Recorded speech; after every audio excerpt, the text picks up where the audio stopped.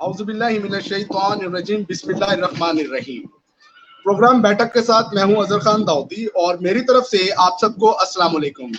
नाज़रीन, आज बैठक में जो हमारी मेहमान शख्सियत है वो बहुत ही खूबसूरत वालदान की सर का ताज, जिन्होंने तलबा के दिलों पर किया राज, असातिज़ा और रिश्तेदारों का मान और जो बना इलाके की पहचान। उकाशा खान लगारी पंजाब के 36 डिस्ट्रिक्ट के 9 तालीमी बोर्ड्स में पहली पोजीशन हासिल की, यानी सबसे आगे रहे। 9 तालीमी बोर्ड्स में 1100 में से 1083 नंबर लेकर प्री मेडिकल ग्रुप में पहली पोजीशन हासिल की। जहां एक तरफ इतने बड़े एजाज की बात है तो दूसरी तरफ हुकूमती रवैये पर बड़ा अफसोस होता है, क्योंकि साबका अदवार में अगर हम बात करें पोजीशन होल्डर तलबा तालबात के एजाज में बड़ी रंगारंग तकरीबात का इनेकाद किया जाता था, इनामात की बरसात होती थी और मजीद हौसला अफजाई के लिए गवर्नमेंट की तरफ से मुल्की व गैर मुल्की लोगों को मुल्की व गैर मुल्की तालीमी और तफरी मकामात के दौरे भी करवाए जाते थे। लेकिन मौजूदा हुकूमत का कमाल देखें, इस तकरीब को कोविड-19 की वजह से मुलतवी कर दिया गया और बड़ी हैरानगी और हंसी आती है कि दूसरी तरफ जब असेंबली का इजलास होता है तो उसमें बहुत ज्यादा पार्लियामेंटेरियन का होना, सेनेट का इजलास है, उसके बाद कैबिनेट मीटिंग है, वहां पर सैकड़ों की तादाद में इन लोगों की तादाद मौजूद होती है। लेकिन पोजीशन होल्डर तलबा तालबात के लिए हुकूमती रवैया बड़ी बेहिसी का रहा और इस बेहिसी का कमाल देखें कि हुकूमती शख्सियत की तरफ से अब तक, चाहे वो मैट्रिक के स्टूडेंट हो जो पोजीशन होल्डर तलबा और तालबात थे, चाहे वो एफएससी के हों, हुकूमती रवैये की तरफ से अब तक इन तलबा और तालबात के साथ राब्ता ना करना, और इस पर बड़ा अफसोस होता है। खुदारा वजीर आला पंजाब साहब, आप ही जाग जाइए, क्योंकि ये होनहार तलबा आपके इलाके का है। ये इतनी बड़ी अचीवमेंट है। सुबह पंजाब के तमाम डिस्ट्रिक्ट यानी तमाम 9 तालीमी बोर्ड्स में उकाशा लगारी ने इतना बड़ा रिकॉर्ड ब्रेक किया है, 1083 नंबर, जो आज से पहले अगर हम बोर्ड्स की हिस्ट्री उठा के देखें तो आज तक किसी तलबा और तालबात ने इतने नंबर हासिल नहीं किए। तो आज हमारे साथ मौजूद हैं, बाकी बातें हम इनसे शेयर भी करेंगे, गपशप भी करेंगे। जी उकाशा, अस्सलाम वालेकुम। वालेकुम अस्सलाम सर, क्या हाल है सर? ठीक ठाक। उकाशा बेटा, आप सुनाए, कैसे हैं, खैरियत से हैं? अल्हम्दुलिल्लाह सर, अल्लाह की मेहरबानी है, आपकी दुआएं, बिल्कुल फिट। उकाशा, बड़े खुशी की बात कि आप हमारे साथ इस वक्त लाइन पर मौजूद हैं, और सबसे बड़ी एजाज की बात कि आप मेरे अपने इलाके और खास तौर पे मेरे वो इलाका जो पॉलिटिकली तौर पर बहुत स्ट्रांग था और बहुत स्ट्रांग अभी भी है, जहां से सदर पाकिस्तान फारूक लगारी और अवेश लगारी और उस छोटे से इलाके से आप बिलोंग करते हैं, और फिर उसके बाद पूरे पंजाब पर छा जाते हैं। तो इस तालीमी सफर का बताएं कि किस तरह हुआ ये सारा तालीमी सफर आपका, पहली पोजीशन का आना, ये यहाँ तक पहुंचना आपका। बिस्मिल्लाहिर्रहमानिर्रहीम, अल्हम्दुलिल्लाहि रब्बिल आलमीन।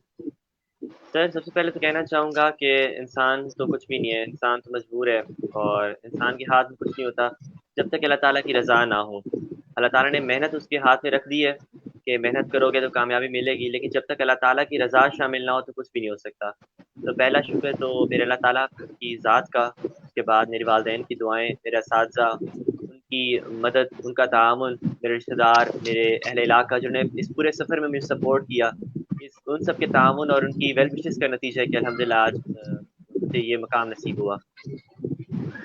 अच्छा उकाशा, ये सफर आपने तालीमी शुरू कहाँ से किया? मैट्रिक आपने चोटी से की या डीजी खान से की शहर से, और एफएससी आपने कहाँ से की? सर, जो मेरी मैट्रिक तक की तालीम है वो मैंने आर्मी पब्लिक स्कूल चोटी डीजी खान से, जो डीजी खान कैंट में वाक़ है, वहाँ से मैंने हासिल की है। उसके बाद मैंने जो एफएससी की तालीम है वो गवर्नमेंट डिग्री कॉलेज चोटी ज़री में दाखिला लिया और उसके साथ मैंने एकेडमी ज्वाइन की डीजी खान में, एजुकेशन इन अकेडमी। कौन सी एकेडमी से आपने किया? Education in evening academy, DG Khan. Education in evening academy. अच्छा उकाशा, जब आपको पोजीशन का पता चला तो आपकी क्या फीलिंग्स क्या थी? वो फीलिंग्स शेयर करें, क्योंकि ये एक बहुत बड़ी सक्सेस और अचीवमेंट होती है। उस फीलिंग के बाद अपना अचीवमेंट के बाद आपकी फीलिंग्स क्या थी? सर, खुशी और तो इतनी ज़्यादा थी कि मैं अल्फाज में बयान नहीं कर सकता। अल्हम्दुलिल्लाह बहुत ज़्यादा खुशी हुई थी, क्योंकि 2 साल से मेरा एम था कि अल्हम्दुलिल्लाह कुछ ऐसा करना है कि मुझसे पहले मेरे इलाके का नाम आगे आए। क्योंकि मेरा यही एम था कि एक ऐसा इलाका जो नेग्लेक्टेड हो, और एक ऐसा इलाका कि जो सिर्फ पॉलिटिक्स के हवाले से मशहूर हो, उसको एक ऐसा फेस दिया जाए कि जिसमें एजुकेशनल टेक्सचर भी शामिल हो। तो बस यही मेरी खुशी की वजह थी, इसलिए मैं बस अपने कॉलेज का नाम देख के बहुत ज़्यादा खुश था कि मेरे कॉलेज का नाम सबसे आगे निकल जाए। अच्छा उकाशा, अम्मा यानी वालदा आपकी, वालिद साहब, बहन भाई और रिश्तेदार, और जब उन्हें ये पता चला कि उकाशा की पहली पोजीशन और पूरे ओवरऑल पंजाब में पोजीशन, तो उनका आपके साथ क्या बिहेवियर था?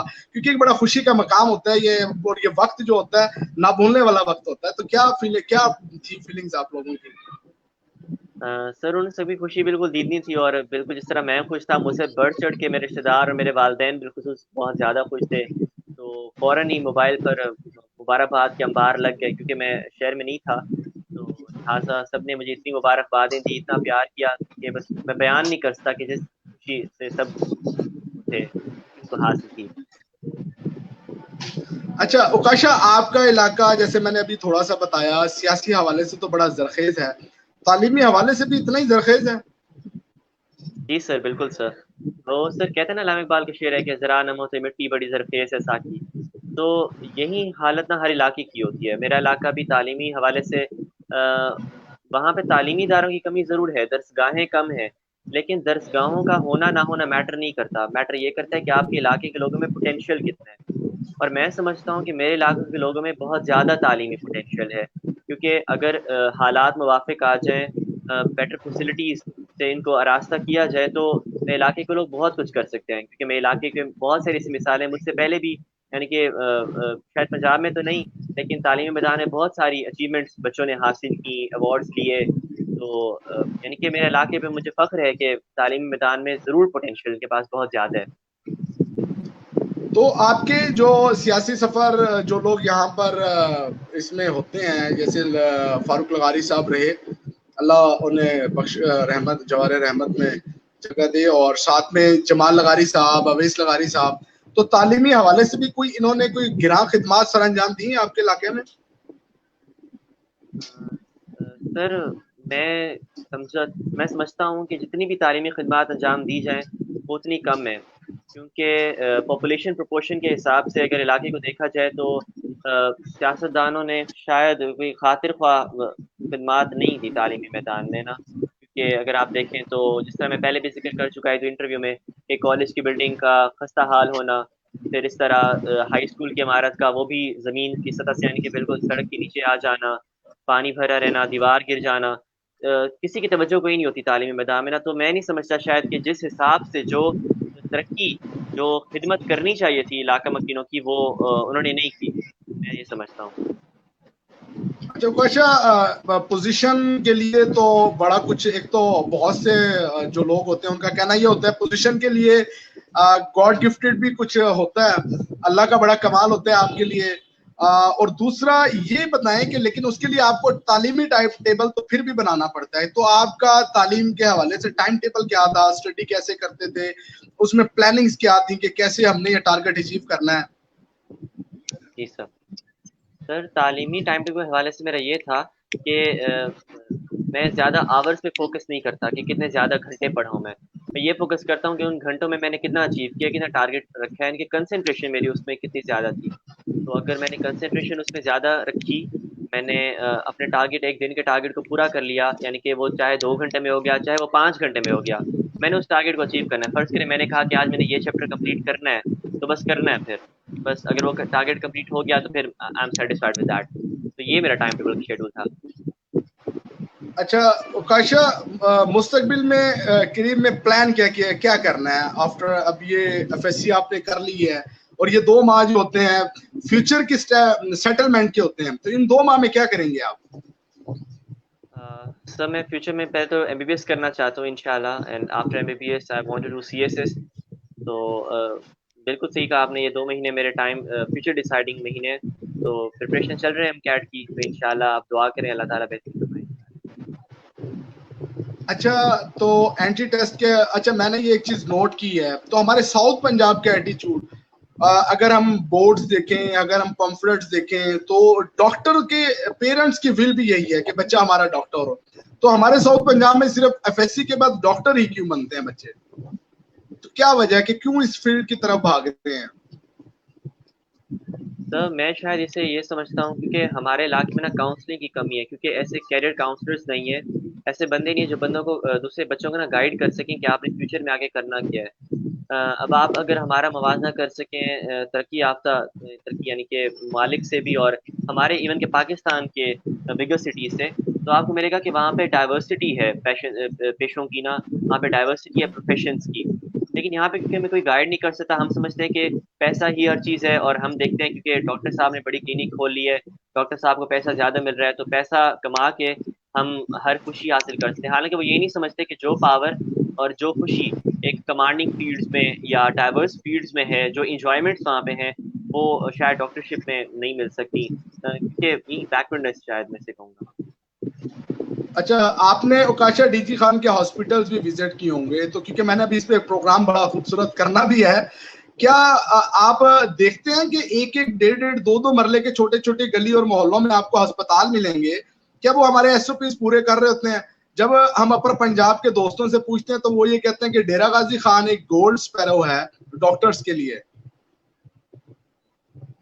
बिल्कुल सर, नो डाउट यहाँ के डॉक्टर्स कमाल हैं और हर चीज़ बेहतरीन है। बाकी एसओपीज़ का ताल्लुक तो सर वो तो बाजार से लेकर अस्पताल तक और चौक से लेकर चौराहे तक कहीं पे कोई नहीं फॉलो होती नजर आ रही मुझे तो।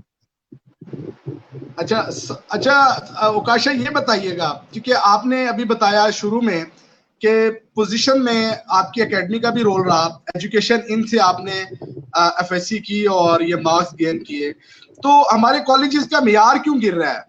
यही चीज अगर जो वो टीचर, क्योंकि एकेडमीज में भी तो वही टीचर होते हैं जो कॉलेजेस के हैं, तो कॉलेजेस के अंदर एक तो अटेंडेंस का ना होना, यानी लोगों का कहना ये होता है कि कॉलेज में दाखला ले लें, शाम में एक अच्छी एकेडमी ज्वाइन करें और नंबर गेन कर लें, तो यही टीचर सुबह में क्यों नहीं पढ़ा पाते हैं? तो कॉलेजेस का तो मियार गिरता जा रहा है, जो तालीमी ग्राफ है।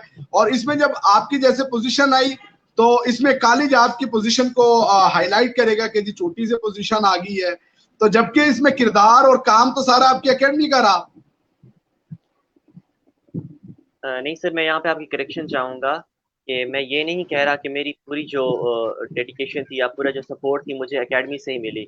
मेरी कामयाबी में जितना किरदार मेरे एकेडमी का है, मेरे कॉलेज का भी है, क्योंकि सर आपको पता है कि अगर आपको कामयाबी लेनी है तो आपको हर चीज़ को बैलेंस करके चलना पड़ता है। अक्सर लोगों ने कहा होगा शायद मैं कॉलेज अटेंड नहीं करता, मैं कॉलेज नहीं जाता, लेकिन ऐसा नहीं था। मैं कॉलेज जाता रहा हूँ।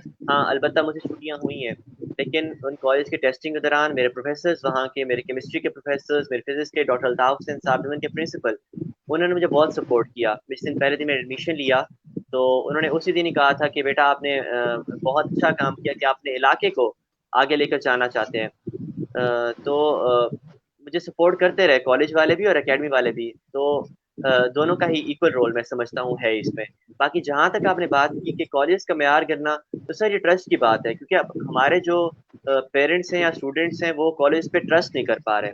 वजह यही है, शायद मैं एकेडमीज को इसकी वजह ज़रूर कहूँगा, क्योंकि अगर वो प्रोफेसर्स शाम के टाइम अपनी एकेडमी खोलेंगे और दिन के वक्त भी पढ़ाएंगे, तो बच्चा एक तरफ नहीं रह सकता। वो कहेगा कि जो तालीम मैंने कॉलेज में हासिल करनी है वही मैं आराम से आके एकेडमी में एक एसी रूम में जाके हासिल कर लूंगा। जो फैसिलिटीज में कॉलेज में अवेलेबल नहीं है, गर्मी है, मैं जाके एसी रूम में जाके वही फैसिलिटीज ले लूंगा। तो ये वजूहत है जो हमारे कॉलेजेस को आगे नहीं निकलने दे रही। अच्छा उकाशा, अब कॉलेजेस में अगर हम देखें, क्योंकि आप जब कॉलेज में एडमिशन लेते हैं तो उसके बाद आप सेकंड टाइम हॉस्पिटल, जब आपका एडमिशन जा रहा होता है, तो तब आपको अटेंडेंस में यूनिवर्सिटी में आप जाते हैं, तो यूनिवर्सिटी में तो आपकी सेमेस्टर में एग्जाम में बैठने नहीं देते हैं, यानी उसमें आपकी अटेंडेंस रोल प्ले करती है। तो कॉलेजेस में अगर अटेंडेंस रोल प्ले करे तो ये निजाम बेहतर हो सकता है क्या? बिल्कुल सर, ऐसे ही हो सकता है सर, अगर स्ट्रिक्टनेस थोड़ी सी भी हो जाए तो कॉलेजेस इंप्रूव हो जाएंगे। Attendance matters a lot.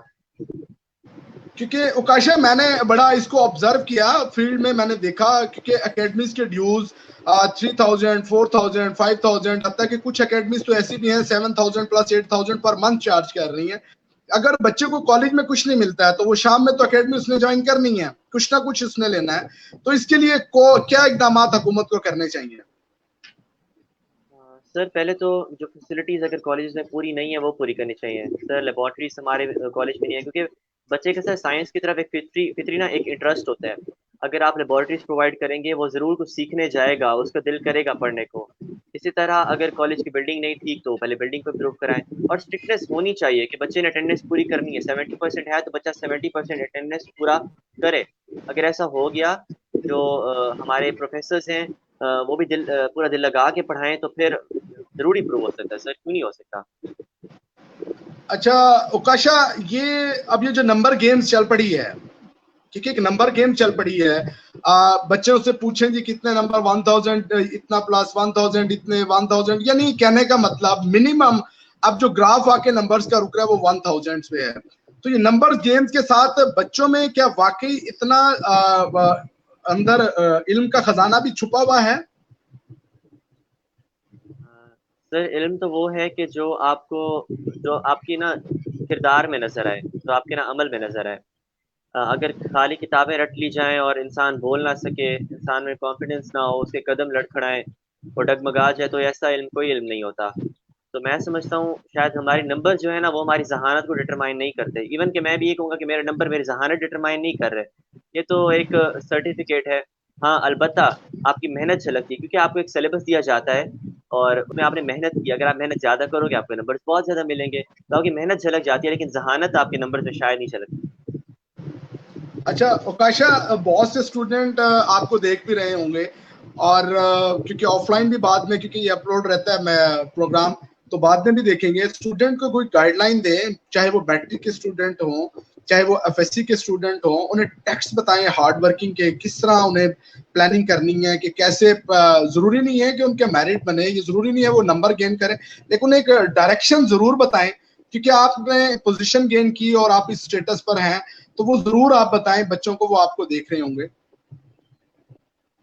Sir सबसे पहले तो मैं कहूँगा क्योंकि इस मैट्रिक सिस्टम और एफएससी सिस्टम से मैं गुजरा हूँ, तो सबसे पहले जो मैंने चीज़ नोट की वो ये है कि बच्चा खुद सोचने की बजाय ज़्यादातर टेक्स्ट बुक्स तो नहीं खैर, आइनों पे ज़्यादा फोकस करता रहता है। तो मैं शुरू से ही हमेशा इन आइनों का, इन खुलासों के अगेंस्ट रहा हूँ। इवन कि मेरे इस 4 इयर्स कैरियर में, एजुकेशनल कैरियर में मैंने इन चीज़ को ज़्यादा सपोर्ट नहीं किया कि बच्चा खुलासे रटे या आइने रटे। बच्चे के पास जो टेक्स्ट बुक मौजूद है, आपके पास मेरे जो भाई सुन रहे हैं, जो टेक्स्ट बुक्स मौजूद हैं उन पे आपकी ग्रिप होनी चाहिए। जो पंजाब टेक्स्ट बुक बोर्ड की ऑफिशियल बुक्स हैं, उन पे आपकी ग्रिप होनी चाहिए। बाकी अगर आप बुक को अच्छे तरीके से उस पे ग्रिप कर लेंगे तो इवन ये आपकी एफएससी में आपकी हेल्प करेगी, आपकी मैट्रिक में हेल्प करेगी, बल्कि आपके जो फ्यूचर टेस्टिंग है, चाहे वो एंटी टेस्ट हो गए या कोई भी एनटीएस हो गए, उनमें भी हेल्प करेगी। बाकी मैं उनको ये एडवाइस ज़रूर दूँगा कि जो आप टाइम टेबल बनाएँ, उसे इस तरह से बनाएँ कि आप उसमें कंसंट्रेशन पूरी रख पाएँ। ऐसे ना हो कि आपने 10 घंटे का शेड्यूल तो बना लिया, लेकिन उसमें आप 2 घंटे मोबाइल यूज़ करें या 3 घंटे मोबाइल यूज़ करें। पूरी कंसंट्रेशन के साथ जितना हो सके उतना ही टाइम टेबल बनाएँ, जितना आप बेयर कर सकते हैं अपनी गुड हेल्थ एन्जॉय करने के साथ-साथ। अच्छा उस उकाशा, ये बताइएगा कि किसी पॉलिटिकल पर्सन ने अपर पंजाब को छोड़ें या हमारे वजीर तालीम को छोड़ें, अगर उनके हम प्रेस कॉन्फ्रेंसेस देखें वजीर तालीम की, तो बड़ी हंसी आती है कि वो जिस एटीट्यूड के साथ हुकूमत के साथ काम कर रहे हैं, उन सब चीजों को छोड़ के हम अगर अपने ग्राउंड लेवल पे डीजी खान को ही देखें, तो यहाँ के किसी पॉलिटिकल पर्सन ने आपको कोई टेलीफोनिक कोई कॉल, कोई आपको घर की तरफ कोई ऐसा पैगाम आया हो कि जी हम आपको एजाज में कोई प्रोग्राम करना चाहते हैं, तो कोई? नहीं सर, ऐसा तो कौमी किस्मत ऐसा नहीं हो सका। किसी ने भी अब तक मुझसे राब्ता तक नहीं किया। बाकी हमारे वज़ीर आला साहब, उनकी बहुत रिस्पेक्ट करता हूँ मैं। वो हैं तो जनूबी पंजाब के, लेकिन फ़िलहाल वो लाहौरी हो गए हैं। तो शायद लाहौर की चक्का-चौंध वो रोटी भूल गए में हैं उन्होंने, शायद। वो शायद हमें हमारे तो देख नहीं पा रहे हैं। वो शायद हमें भूल गए हैं, फरामोश ना कर दें हमें। उन्हें देखना चाहिए था कि अगर उनके इलाके का डीजे खान का एक लड़का, डीजे खान का बच्चा, बिल्कुल। डीजे खान के सबूत इतना कुछ कर रहा है, तो आपको ज़रूर इनकरेज करना चाहिए। आपको ज़रूर एक स्टेप फॉरवर्ड लेना चाहिए। ठीक है, बिल्कुल बात ठीक है, कोरोना कोरोना था, आप तकरीब नहीं करा सके। लेकिन इस बात की कोई लॉजिक नहीं बनती थी कि आप एक ऑफ़िशियल पीडीएफ फाइल, एक ऑफ़िशियल अनाउंसमेंट तक ना करें पोज़ीशन होल्डर्स की। इवन कि sir federal board of intermediate and education Islamabad ने अपने पोज़ीशन होल्डर्स की, हालाँकि उनकी भी हमारी तरह ही प्रमोशन पॉलिसी थी। उन्होंने अपनी ऑफिशियल पेज पे उनकी पोजीशंस अनाउंस की, उनकी पिक्चर्स, उनकी गैजेट तक बनाई। या हालाँकि और उसके बरक्स जो हमारा बोर्ड है, उसने ये गवारा तक नहीं किया कि एक ऑफिशियल स्टेटमेंट तक जारी कर दी जाए कि ये हमारे पोजीशन होल्डर्स हैं, इनके एज़ाज़ में वगैरह-वगैरह। चाहे तकरीब ना करें, लेकिन एक इज़्ज़त ज़रूर मिल जाती है। क्योंकि अगर उकाशा आप जैसे होनहार तलबा की अगर हौसला अफजाई नहीं होगी तो ये तो हमारे लिए भी बाइस शर्मिंदगी है। क्योंकि कल मैं फेसबुक पर ही एक सोशल मीडिया पर एक सहाफी की पोस्ट देख रहा था, तो इसका मतलब है सहाफी भी यहाँ सियासतदानों को खुश करने के लिए झूठी पोस्ट लगा रहे हैं कि उकाशा के एजाज में एक तकरीब का इनेकाद किया जा रहा है, जबकि आपके बकौल कोई तकरीब नहीं है, आपको किसी ने इन्वाइट नहीं किया, कोई इस तरह की कोई बात नहीं है। जी सर, वो पोस्ट का शायद मेरी नज़र से भी गुजर हुआ, किसी ने मुझे बताया कि ऐसी कोई पोस्ट की गई है, लेकिन सर मुझसे अभी तक डायरेक्ट किसी ने भी राब्ता नहीं किया। मैंने सुना है ऐसा, लेकिन मुझसे डायरेक्ट किसी ने भी राब्ता नहीं किया, डायरेक्ट की मैं बात कर रहा हूँ। तो उकाशा आपके दोस्त ना मेरे साथ ये कमेंट्स कर रहे हैं, तो क्या दोस्तों को ट्रीट दी है आपने? ये आपके एक बड़े आई थिंक क्लोज फ्रेंड है तशफीन खालिद, ये बार बार मुझे इन्होंने फोर्स कर रहे हैं कि सर इनसे क्वेश्चन करें। यार आप अगर गवर्नमेंट ने आपको सपोर्ट नहीं की तो आप अपने दोस्तों को ट्रीट तो दें। सर ये दोस्तों की ना ब्लेम गेम होती रहती है। ये दोस्तों का मजाक ही है बस सर। इंशाल्लाह से दूंगा इनको ट्रीट, आप इनको यकीन दहानी करा देंगे, जरूर ट्रीट दूंगा इनके, यकीन दहानी नहीं करा उकाशा, दें। एक अच्छे तरीके से ना बड़ी पॉजिटिव एक सेलिब्रेशन करें अपनी, जिसमें आपके वो क्लोज फ्रेंड और जिसमें आपके वो ओल्ड फ्रेंड जो मैट्रिक में थे, तो उन्हें जरूर इनवाइट करें। और क्योंकि ये पोजीशन वाली गेम जो है ना, इसका थोड़े दिन तक खत्म हो जाएगा, क्योंकि ये आपके दोस्त आपके साथ रहेंगे, तो ये आपने इनको जरूर ट्रीट देनी है। इनको खूबसूरत सा एक प्रोग्राम अपने पेज पे सेलिब्रेशन को शो कराएं कि गवर्नमेंट को दिखाएं, गवर्नमेंट को भी दिखाएं। अगर गवर्नमेंट आपको सपोर्ट नहीं कर पाई, मैं एक पॉजिटिव आपको सजेशन दे रहा हूं, आप गवर्नमेंट सपोर्ट नहीं कर पाई, आप गवर्नमेंट को दिखाएं कि हम ये सेलिब्रेशन कर सकते हैं। बिल्कुल सर, सर सही मशवरा दिया आपने, इंशाल्लाह जरूर अमल करूंगा इस पे। Thank you so much sir. Thank you Ukasha, आपसे बेटा हमारा राब्ता रहेगा और दोबारा किसी ना किसी टॉपिक पे इंशाल्लाह 2 महीने बाद 3 महीने बाद अल्लाह आपको कामयाब करे, जिस भी आप सेक्टर में होंगे हम जरूर आपसे कांटेक्ट करेंगे। और मैं पूर्ण उम्मीद हूं जिस तरह अपने एफएससी में मेरे शहर का, मेरे इलाके का, अपने इलाके का और खासतौर पे हमारे उस वसेब का, जिससे अपर पंजाब में लोग साउथ पंजाब को थोड़ा डिग्रेड समझते हैं और थोड़ा कम तर समझते हैं साउथ पंजाब को, लेकिन आपने साबित कर दिखाया पूरे पंजाब में कि साउथ पंजाब अपर पंजाब से कम नहीं है। तो इंशाअल्लाह मेरी आपसे पूरी उम्मीद है कि आप जिस सेक्टर में जाएंगे, और मेरी दुआएं आपके साथ हैं, अल्लाह आपको कामयाब करे और मेरे इलाके के लिए आप खिदमत करेंगे, मेरे इलाके का नाम इसी तरह रोशन करेंगे। तो इंशाअल्लाह हम अब मैं इजाजत चाहूंगा आकाशा आपसे, तो अगले प्रोग्राम तक के लिए नाज़रीन हमें इजाजत दीजिएगा, अपना ख्याल रखिएगा, अल्लाह निगहबान।